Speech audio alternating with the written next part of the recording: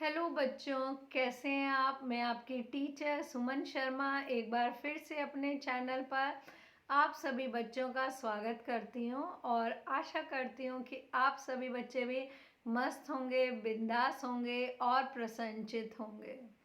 तो बच्चों, आज मैं आपको कक्षा 6 पल्लव की पुस्तक से पाठ 6 माँ के नाम सुभाष का पत्र का प्रश्नोत्तर और एक्सरसाइज समझाने जा रही हूँ।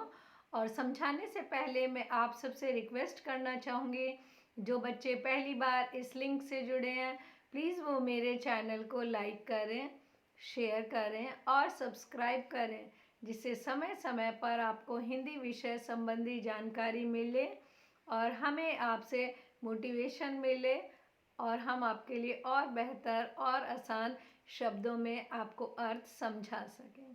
तो बच्चों, पेश करती हूँ आपके लिए पाठ 6 माँ के नाम सुभाष का पत्र के प्रश्नोत्तर। पहला प्रश्न, निम्नलिखित प्रश्नों के उत्तर एक शब्द में लिखिए।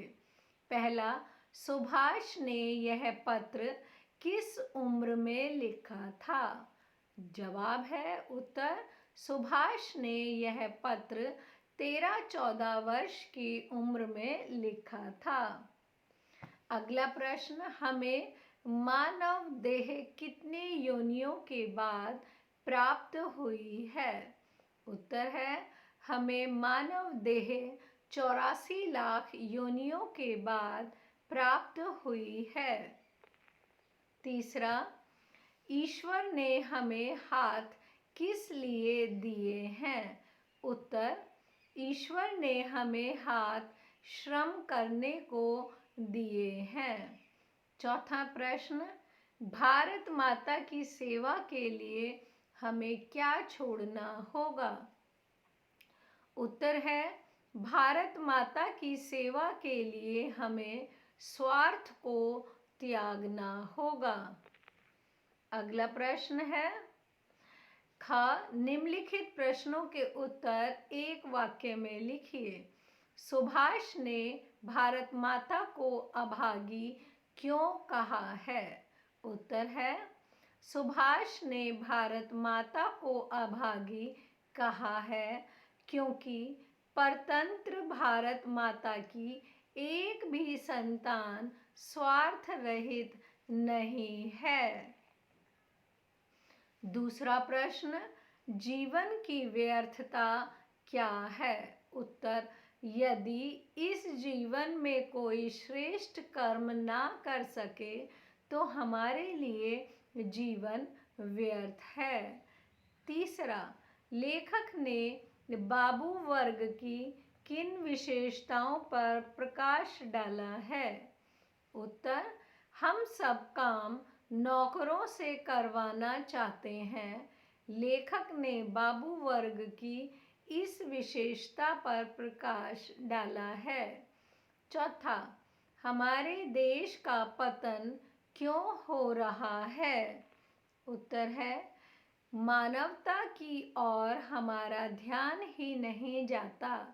यही कारण है कि हमारा देश दिन प्रतिदिन पतन की ओर बढ़ रहा है। प्रश्न ण, आप अपनी माँ को पत्र लिखें। उसमें आप बड़े होकर देश की किस प्रकार से सेवा करेंगे, इसका वर्णन कीजिए। आदरणीय माँ, चरण स्पर्श। माँ, हमेशा से मेरे मन में एक विचार आता रहता है कि मैं बड़े होकर अपने देश की सेवा करूँगी। आज मैं इस विषय पर आपको बताना चाहती हूँ। मैं एक अध्यापिका बनकर अपने कर्म को पूरा करना चाहती हूँ, क्योंकि बच्चे जैसी शिक्षा ग्रहण करेंगे वैसे ही उनके विचार बनेंगे। आज के बच्चे भविष्य के नेता, डॉक्टर, अफसर बनेंगे, तो मैं एक अच्छी अध्यापिका बनकर बच्चों को अच्छा ज्ञान दूंगी। आशा करती हूँ ईश्वर व आप मुझे आशीर्वाद देंगे। इस तरह मैं चिरकाल तक भारत माता के बच्चों को पढ़ाना चाहती हूँ। आपकी पुत्री सुमन शर्मा। ये मैंने अपने लिए लिखा। आप इस तरह से पत्र लिख सकते हैं। अगला ग, मेल कीजिए। परतंत्र भारत माता। दूसरा श्रेष्ठ कर्म 84 लाख यानी योनिया। गरम देश। पांचवा सादर चरण स्पर्श। अगला चिंतन अनुचिंतन।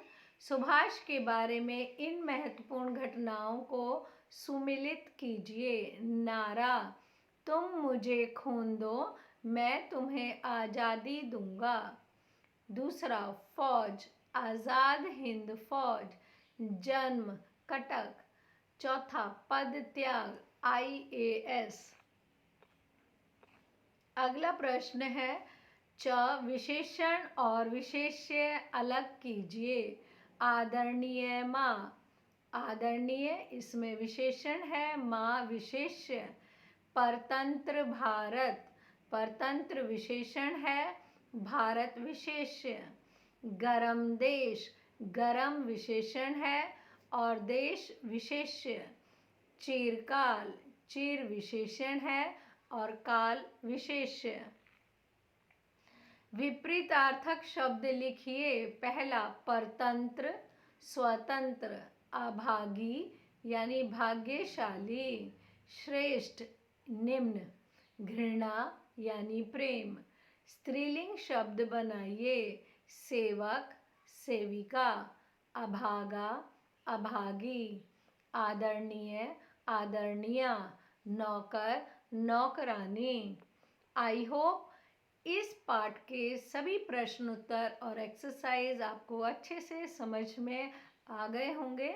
आप इसे स्वयं से करने का भी प्रयास करेंगे। ओके बच्चों, बाय, टेक केयर।